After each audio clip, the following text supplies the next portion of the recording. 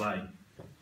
And our thinking along that is a number of those guys played big minutes last night, and we've got other players who are fresh and keen, and we've got confidence in. So, so the rest of those guys will miss out. Liam played the whole game. Yeah. 160 games for us. He's pretty resilient. Dave, I see looking through your program here, Damien McKenzie was one of the players from last night whose photo appeared in the program. Was it initially planned that he might back up? Is he in fact injured after last night? He took a couple of knocks late in the game. Yeah, we did consider him backing up off the bench to back up Beaver, but we made a decision this morning. We'll leave him out.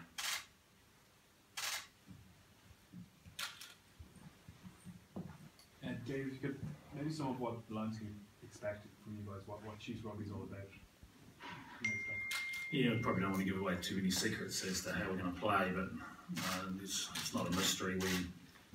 We like to use the ball. We try and play a high tempo, high skilled game of footy, and the Lions have been excellent at choking teams from doing that. So we have a few challenges ahead of us, but really happy with the group of men we've assembled. We've got a good blend of experience and a few guys who are either going to make their debut or one or two caps. So pretty exciting.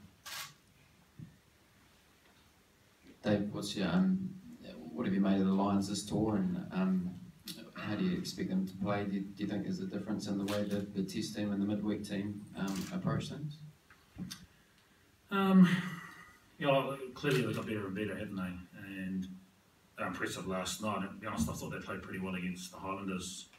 Got themselves in a position to probably nail that in true Highlander fashion. They never give in and stole it at death. So, I expect we've got a number of guys who will be keen to play a bit of test footy on this tour, and maybe there's a chance to scrap for some spots on the bench. I'd imagine their test 15 will be nailed and probably stay in Auckland. So, I think they've got a lot to play for, and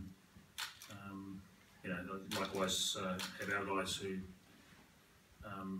with a few guys that we've got missing, be keen to make a bit of a statement to us coaches to put a bit of pressure on to the business end of our competition. Dave, you've got a few guys that have already played British and Irish Lions on this tour. How do you utilise the knowledge that they've garnered for the benefit of your team? We've been speaking to the Māori boys. They're coming in this afternoon. Obviously we had Aidan and Lockie and Lou, who's now on the bench for us, playing their Barbarians game. So, we've looked at a lot of footage. We know Gats pretty well. So we're pretty clear on what they're going to bring, and we're going to have to really steel up. Yeah, Dave, just looking at the way the Lions played last night, particularly the forwards and the kind of dominance up front. Firstly, what did you make of that, and will that kind of set piece, I suppose, be a talking point for you guys in your short build up to the game? Yeah, again, I thought they were impressive last night, and clearly the Māoris gave them a lot of opportunities to go to that line out drive by being penalised or kicking the ball to them. So we're mindful of that. We need to be really disciplined. Our scrum's going to have to really steel up. So great test for our boys, but obviously we're keen to play the sort of tempo that hopefully will challenge them, and it comes down to whether we're good enough. Stephen, you mentioned earlier that, of course, that you were a sensational captain last year when you upset, I guess it's fair to say, a Welsh B team. They're missing a lot of players, but you destroyed them. Can you take anything from that result over Wales and liken it to tomorrow? This is basically a midweek side you'll be facing on Tuesday, rather. Any similarities, anything you can draw from that experience and put to your advantage again this week? Oh, not really. It's a fairly handy midweek team that they'll put out, to be fair. But the only thing we can probably take from it is, the week that we've had in the preparation with obviously a few of our, louder voices aren't here this week. So other guys have stepped up as they did last year. So that's been the big thing we've learned from last year is we all just got to take on roles and make the most of our opportunity. I think probably the answer to that is, this time last year, going into the Welsh game, Mitch Brown was making his debut for us, and from there he's kicked on to dominate the 6th jersey and be a pretty important part of our group. So that's the sort of messaging we've been giving to a lot of the young guys who we're bringing in. It's a chance to make a bit of a statement. Dave, is it a particularly interesting coaching challenge for you, given what lies ahead maybe in Glasgow and getting a sense for that kind of style of rugby? Yeah, I'm probably going to avoid any Glasgow questions tonight, but oh look, no doubt I've watched a fair bit of footy from over there in the last 12 months, and you know what we've seen from the Lions. There's plenty of teams that throw the ball around and play a lot of footy, and when the Lions get their opportunity, they do that too. You know, so I think maybe tactically what they do is a little bit different to maybe what Super Rugby. Doesn't mean it's wrong, but it's certainly effective for them.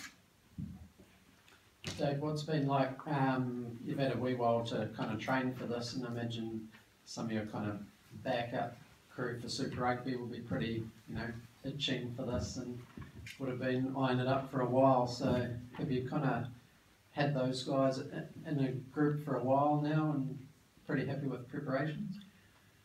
Yeah, I mean, obviously we only played the Hurricanes a week ago, so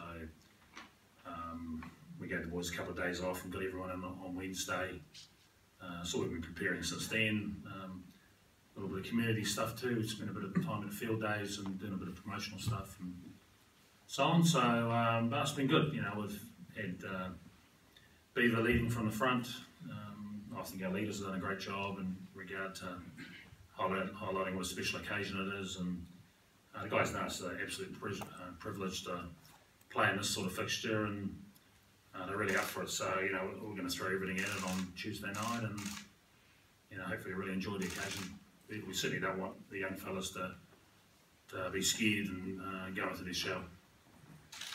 Dave, have you noticed at all the jibes going between Gatlin and Hansen over the last few days? And as a head coach yourself, what do you make of that? I tend to let my players do the talking on the field rather than enter into all that witty stuff. It's probably beyond me.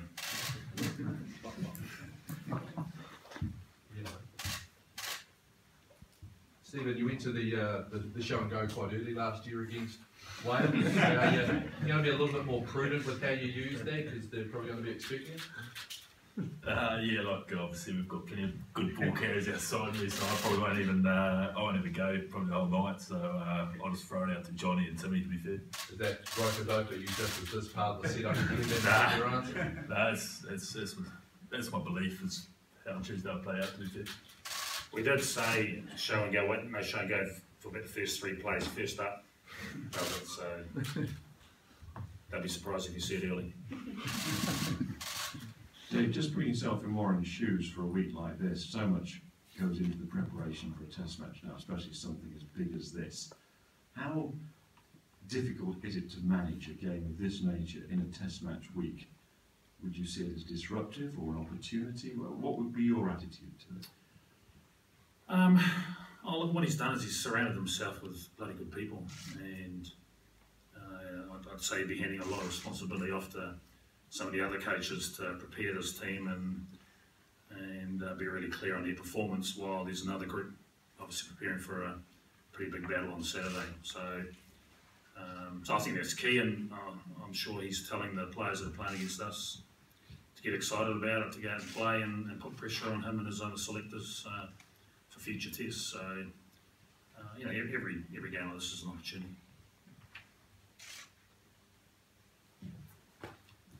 Stephen, you catch up with Gats for a coffee or a beer or something pre-game? Relive a few memories in Waikato colours, or?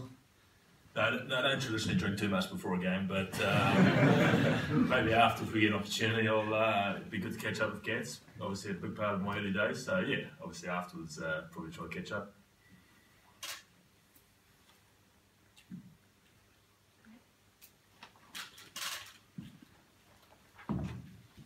Any questions for Sam?